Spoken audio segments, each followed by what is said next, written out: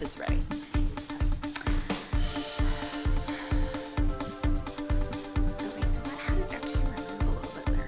That's better. I do like the twinkle lights. Oh, Bruce is still here, you guys. It's been a couple weeks, and Leanne has not let him go. I live here now. She's moved in, and she's still holding him. Okay, so this episode, we're talking 2021. We're going to talk about our goals and what we hope to accomplish together, and also individually. Way to just spring this on me, by the way. Well, you know what? For the record, you know that this episode is supposed to be about that. And then before we started recording, I was like, we should talk about this real quick. And you're like, no. Make it organic. Make it, in the moment. And I'm like, no, actually we should talk about, no. Just start recording. It's a death knell for comedy to know what's coming. So here we go. We are talking goals, and we might disagree on some things, friends. So it is almost a guarantee that we will disagree on some things, because you'll be like, we should do everything, and I'll be like, what would be better is nothing. And then we'll wind up somewhere in the middle. Somewhere in the middle. We'll do half the things. I'll be like, or we could just stop doing everything and go in our hidey holes. Okay, so I would say our number one goal is to make Bruce Wayne an internet star. No, is for you to have a baby this year. He's due, and I said the gender. I'll have to make sure I announce the gender. Before this, I just said he. Okay, well. She didn't listen to my advice and not find out. We know it's a bye! Oh my gosh, no, I really better announce it. When does this episode go out? We don't. I just said it's the last episode on the air. Why are you talking like that? Because I'm annoyed with you. Okay. I'll make sure to announce it in the next week or two. It is a little boy, and he is due in March, and we're super excited. He's actually due in May. Did I say March? Yes. Okay, 2 of my other kids are born in March. In my defense.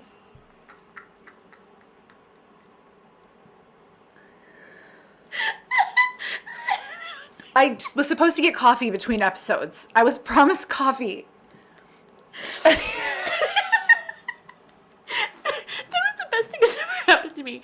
She's due May 15th. The best thing that ever happened to me was the time you lost a tooth in the movie.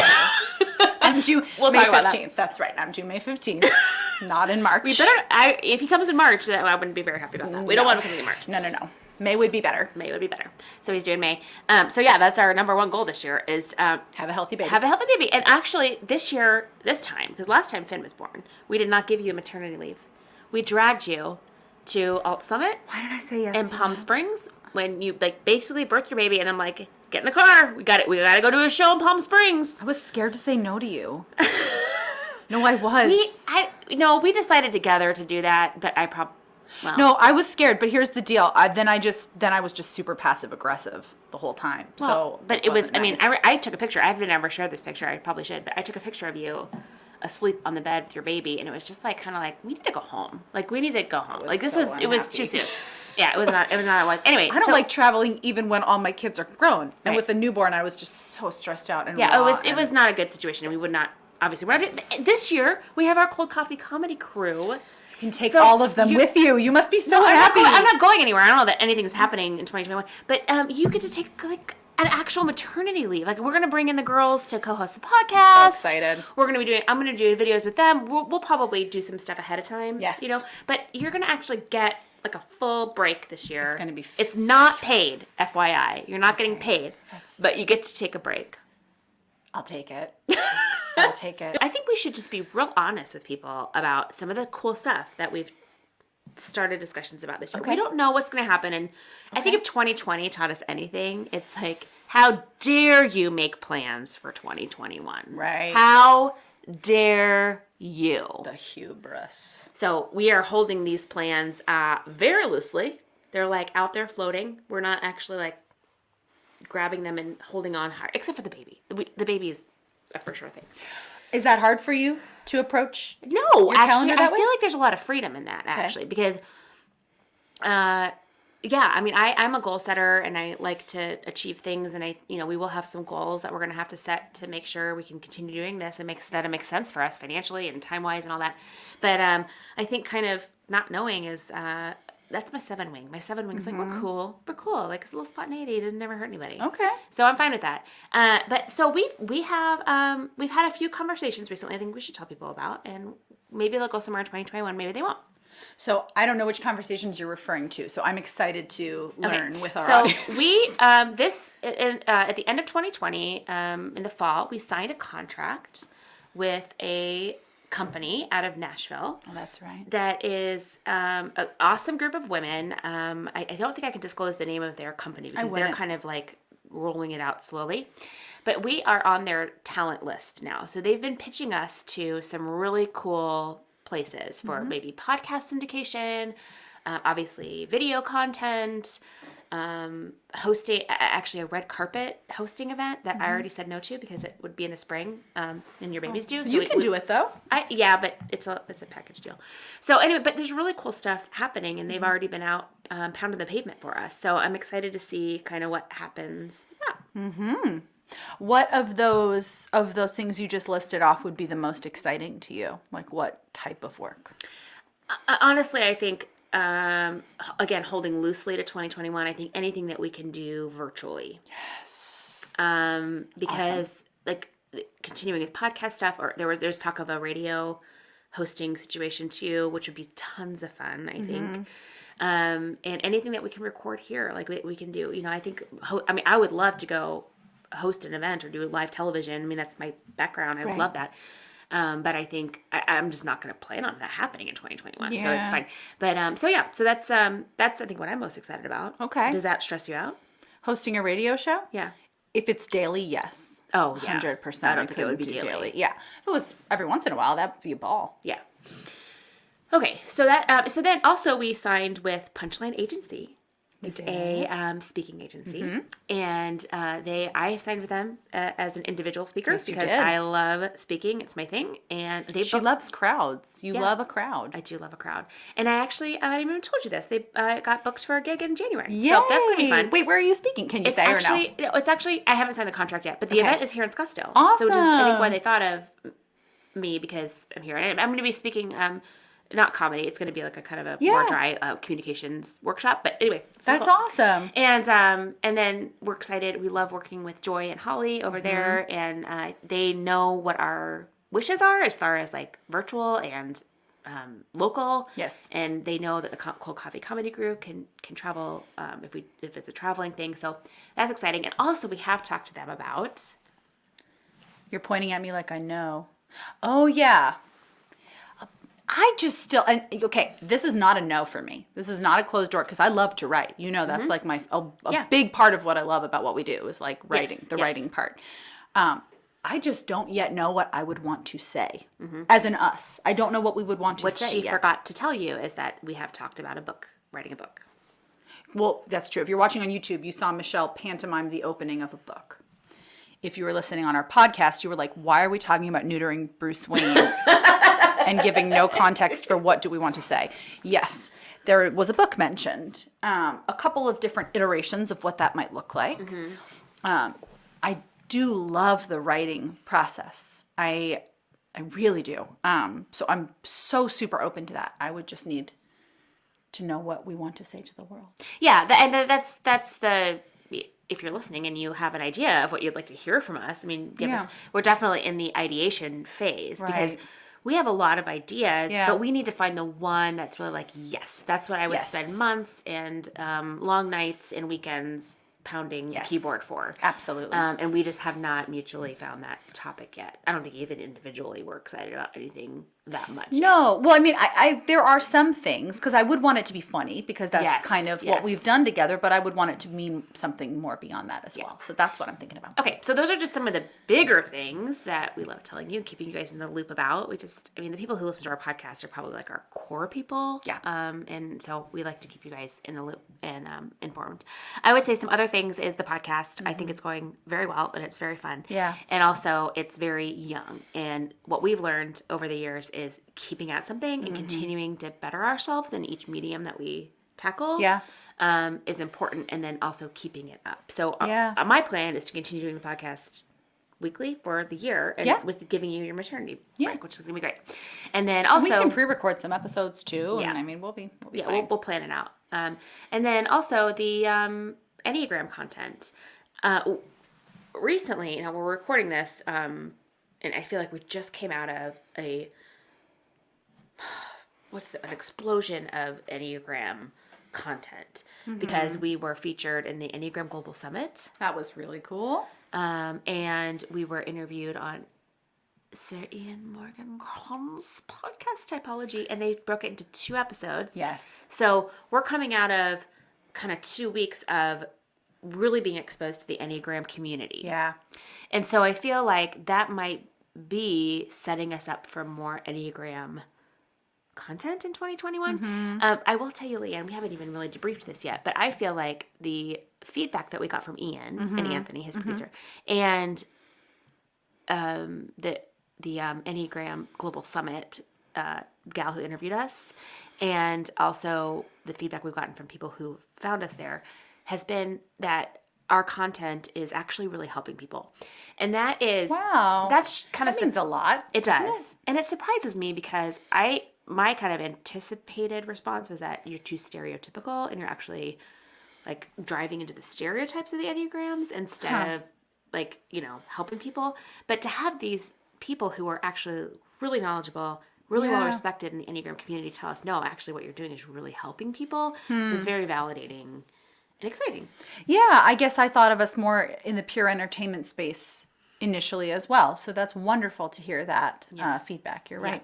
So I'm excited. And then more content. So our parodies and sketches, our girls, our comedy crew is... Man, they've got fresh fire for the parodies, which is wonderful. It's just so needed and so great. Yeah, so they're going to be... You would have already seen last week we released a parody that 3 of the girls wrote, sang.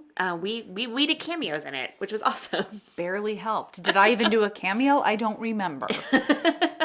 And then we have another, I didn't even tell you this, but another gal emailed me yesterday. She's written a parody to a song about being the mom of tweens, and we'll work on that this year. That's fabulous. Yeah, that's so great. I mean, that's why we brought them on, because we really knew that we wanted and valued those fresh voices in our comedy. So I'm so excited to collaborate with them more. And then also continuing to work with brands that we love. I feel like that kind of has obviously tapered off in 2020. Yeah, it was a weird year for that, for sure. Yeah, and hoping to pick that up in 2021. We have some conversations out there that are happening, and we'll just see if they come to fruition. But if not, I think that does free us up a little bit to just produce content that we like. We don't have to please anybody except for ourselves. That is true. And that makes us happy.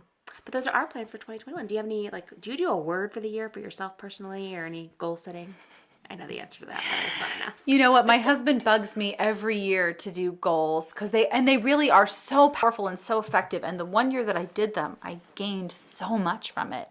I get so lazy with sitting down to do it, because the goal sheet that my husband uses every year, and he actually does it several times a year, is long and it requires a lot of thought and a lot of specificity. But that's the only way goals are powerful, is if they are specific, right? So I ought to set goals. I do usually try to think of a word just for the season that I'm going into that I hold on to. Like, I remember when I was pregnant with Finn. So we had just lost, Finn was our rainbow baby. We had lost a baby very late in pregnancy before Finn. And I remember just knowing that I was like halfway through the pregnancy, and I knew that the next season of life, we were going back into babydom. I strongly suspected that Finn was not going to be our last baby, that I was going to want another one after him. Sure enough, I'm right. The word that I came up with, it's kind of a gross word, but it was fluid. Like, I wanted the next season to be very fluid and give myself grace and a little less structure, because I was homeschooling, and this was pre-COVID, so this was before it was cool. I was homeschooling, and we were bringing a baby home, and I was dealing with a lot of fear and anxiety around the remainder of his pregnancy, knowing that I just remember thinking, I can't muscle him into the world. I wish I could. I wish I could just clench until he's here, but it doesn't work that way. You have to trust. And so that was my word for that year. And it was really useful to me to sort of have that. So I should come up with some goals and a word, and maybe we'll do a separate podcast about goal setting, because that would be a really valuable thing. That would be. Do you? I have in the past, but I couldn't tell you what my word was for last year. I get all excited about it initially, and then I forget. But certainly rhythm is just my life word. Yes, it like is. maintaining rhythm, maintaining balance. I'm trying to work hard to keep that white space in Yeah. my calendar because it's easy for me to fill it up. Yeah. I did choose a couple years ago. My word was just joy, and I love that. Like just remembering to be joyful. But no, I have done it in the past, but I'm not really a big goal setter because I know it like most people, I am excited about it for January and then Right. so I hear that. yeah. Anyway, so but I think 2021. I think also I think a lot of people are going to be struggling because 2020 just kind of blew up in our faces and Now the dust settles. yes, and who knows? In 2021 we might return to normal. I mean, there's a vaccine on the horizon, but at the same time, I don't think we're going to be traveling. We've already we were supposed to go to Scotland with my parents, and the summer we canceled that. There's still those kind of decisions. I think that we're not quite back to normal yet, and just some residual disappointment from things that got deferred or went away in 2020. Right. I think that's to be expected. But to end on a high note, Yes. yeah, I think it's gonna be good. It's gonna be exciting. You know what else is going to be good? What? This next segment. I think we keep this character. I think what's funny is that you're playing the first time mom and you have 18 children and I only have 2 and I keep playing. 18 is what I'm going for. Oh my gosh, we're still recording. Sorry, Michelle. Me, when I go back to edit that. Okay, so now we're gonna do even enneagram. We're gonna type our kids, which we're not supposed to do. Okay, perfect. I'll let you set this up. Okay, so now we're going to do a thing that no one should ever do because it's dangerous. Okay, this is our Do You Even Enneagram segment. Did I just step on your toes? My mojo was flying high. Sorry, I just wanted people to know I'm a very, this is the next segment, and it's Do You Even Enneagram? Do you even respect your podcast co-host and not talk over them? No, I do not. No, you are correct. And actually, I'm realizing this is a really bad habit that I have, which is I just assume people understand where I am in my brain and I don't let them in. So I'm sorry, guys. I did that on David Morgan Crohn's podcast too. Like, that's why I'm here. yes, I'll get better. I will improve. I give myself permission to be where I am today. Yes, I love that. Because I have entered into friendship with myself again in my 30s. Okay, that's another podcast. Do you even Enneagram? Do you even Enneagram? So we're going to use the Enneagram in a really irresponsible way today and do something that you should never do. Ever. Don't do it. Don't do it. Which is try to make educated guesses about what our children's Enneagram types are. Don't do it, friends. I'm not going to try to type Finn. He is almost 2. Yeah. 2 months shy of 2 years old. And I feel really bad saying this, but he's a monster right now. The last few months, he's been a monster. He's a toddler boy through and through. You just got lucky with your first kid. Jack was a toddler boy. He didn't do this. Well, my Kenton did what Finn does. Climbs. Okay. Yeah. No, it's not that now. The climbing was one thing. I can handle that. What is it now? His tantrum stamina is unlike anything I have ever witnessed, which means I have a strong-willed child, which means he's an earth shaker, and I celebrate it and I welcome it, and you know that I do. But I'm also pregnant and I'm super tired, and Finn will scream for 20 minutes at a time. And I'm trying to do the redirect, put him in the tub, calm him down. It's so much. Okay, we're gonna talk about that another episode. So all that to say, I'm not going to give Finn an Enneagram. We're not talking about Finn anymore. Finn's on our naughty list. Finn is the unhealthiest version of every Enneagram type right now. He's whatever that looks like for each type. It's him. I love you, Finny. Though. He also gives mommy the best kisses, though. Okay. So. Anyway, moving on. Our children. Our older ones. So Rosalind is 6. Yes. Camille is 8. Yes. Jack is 8. Kenton is 9. Yes. And so, we've spent a few years with them. Yes. Enough years that we have some educated guesses. Yes. And since we've been studying the Enneagram the last couple of years, we will comment to each other, even about each other's kids. Yes. Like, they just did something this. And I have a strong suspicion that one of my children is your number. Okay. So I've reached out to you and been like, is this mean this? Help me get my head around. Anyway, so it's been interesting. So do you want to go first? I was going to say, why don't we go oldest to youngest? Oh, okay. But we can do it the other way if you want. Okay. So Kenton is the oldest of our crew. He's 9. He's my firstborn. He is bespeckled. He has the cutest little glasses. He is he's been diagnosed with ADHD. So that's something that we deal with. He lives in his head. He lives in his head. He has an incredible imagination. He still loves dress up, role playing, costumes. I shouldn't say dress up, costumes. It's always That's dress up. But it's always like Darth Vader, and for a long time it was Captain Hook. Captain Hook was obsessed with Captain Hook. Then it was Joker. Yes. Joker, obsessed with Joker. It's always the villains, and then it was Darth Vader. But now he's Mandalorian, which is a good guy, so that's good. So Mandalorian is his big one right now. But it's always been a big part of our lives. His wish list always for Christmas and birthdays always includes costumes. He lives in his head and daydreams a lot, and that's part of the ADHD too. But that's just him. But he's also very in touch with his emotions, and that's what makes me think he is a 4. Interesting. I think you've made a really good argument there for why he might be. Even the phases that he went through where he wanted to be the characters that are kind of unconventional. That's that 4 reaching for their, who am I? Like always striving for a sense of identity that we are certain we're never going to find. Because Kenton is not a villain. Kenton is a sweethearted kid. So the fact that he's trying on these costumes literally and metaphorically tells me that he is striving for his own individuality. Right. And he's incredibly empathetic. Has the underdog has always been drawn to him, and he has always helped them. Which I don't know if that's a 4 thing. High sensitivity in general is a 4 thing. So for a lot of 4s, that translates to extreme empathy.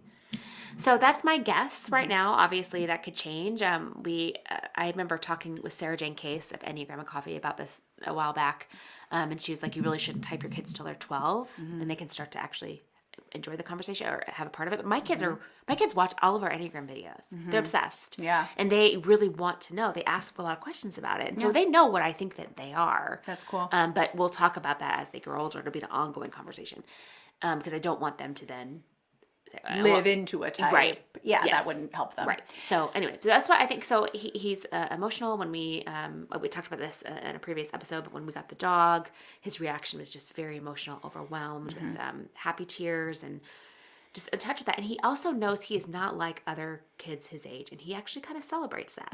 He doesn't want to fit in. He's like, I'm different and I'm kind of weird. And I've told him, well, everyone's weird and weird is good. And he really kind of jives with that. So that's awesome. That's my theory. What's your theory on the Jack attack?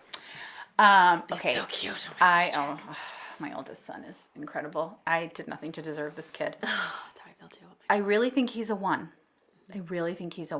Which it's interesting because 4s move to 1 in health. And I've found myself getting closer to and being loved and supported by a lot of 1s in the last year of my life. 1 is coming to mind in particular right now. And Jack, first of all, delights in the rules, delights in structure. He loves to know at the top of his school day, how many subjects do I have? He likes to know exactly where we're going. Anytime I give him examples of situations, you talk through scenarios with your kids where someone didn't follow the rules or something like that, he's horrified. He's just horrified. He is his own worst punisher to the 1,000th degree. Like that sharp inner critic thing is so loud in him. And did you want to say something? No, that Kenton has that too. Yeah? Which is the 4. Does that, they're going to the 1. 4s pummel themselves pretty good too, but it's shame with the 4s. It's deep shame. Okay.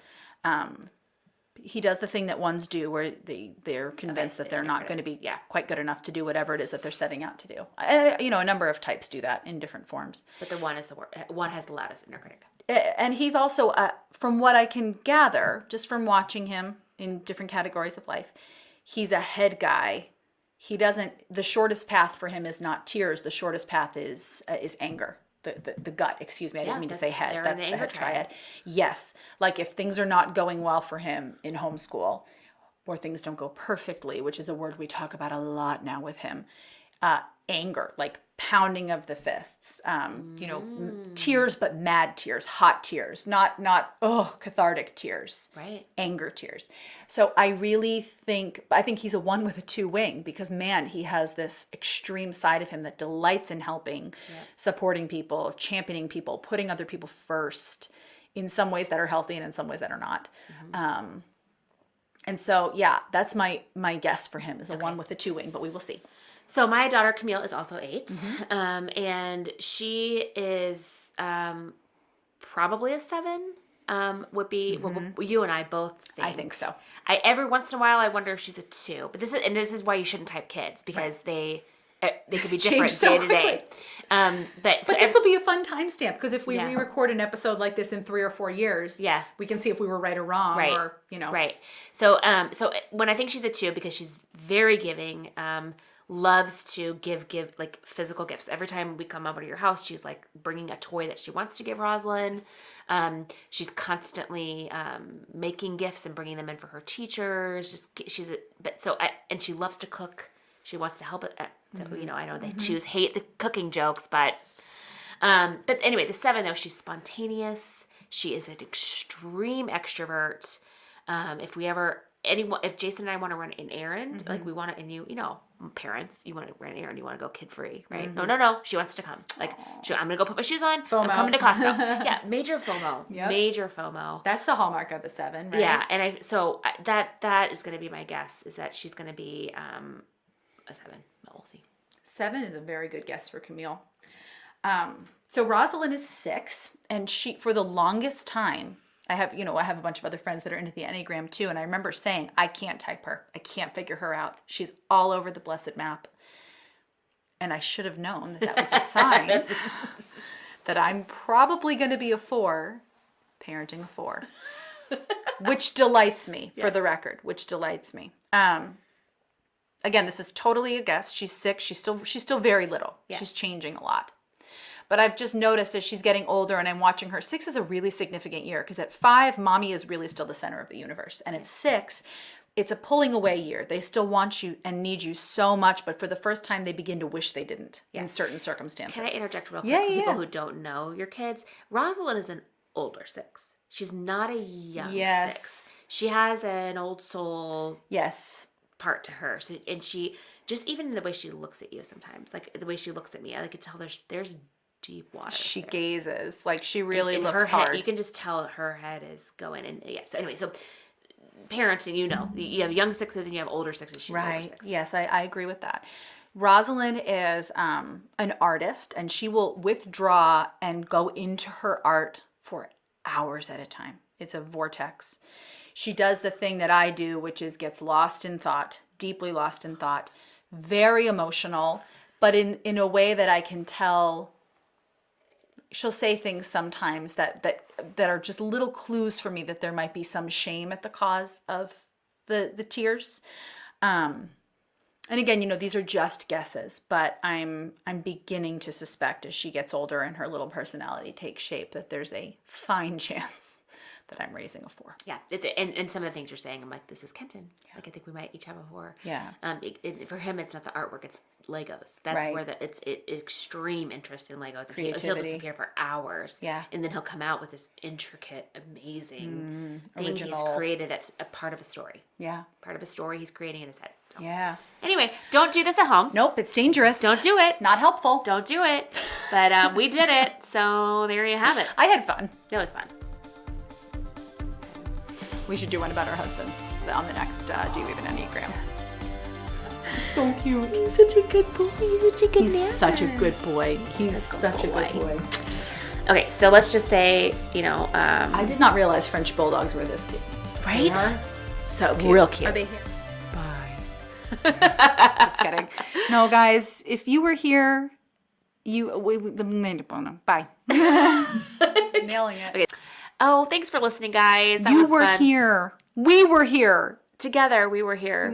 No, let's start it over. It didn't feel good. Okay. This is our 4th attempt to say goodbye to you today. So it's hard. It's hard for us to say goodbye sometimes because we just love you guys so much. It is. You were here today, and that means a lot to us. We want you to know that. We do. And thanks for listening. Good luck in 2021. We hope you stick around. We're going to be here bringing you a little hit of dopamine once a week. Yeah, Here. absolutely. You know what is better than snail mail? 5-star reviews. We're kind of into them, you guys. We're kind of into your 5-star reviews. And they are coming in. And I have another one for you, Leeann. Ready? Read it. Okay, this is from Killer234, which is concerning. Okay. But that's okay. We're going to overlook that. It says, great new podcast, 5 stars. Love this new podcast. 2 hilarious moms who also love the Enneagram. I am a 7-wing 8, and I love these 2. My sister is a 4-wing 5, and my mom is an 8-wing 7. Ah! What? So I totally relate to these 2. Keep it up. Y'all are awesome. Oh, thank you. Y'all are awesome. Y'all, that's someone from the South. Doesn't say where she's from, but she must be from the Thank South. you And I'm so assuming she's a woman. much. Yes. Yeah.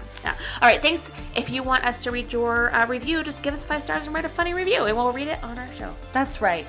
That's right. That's right.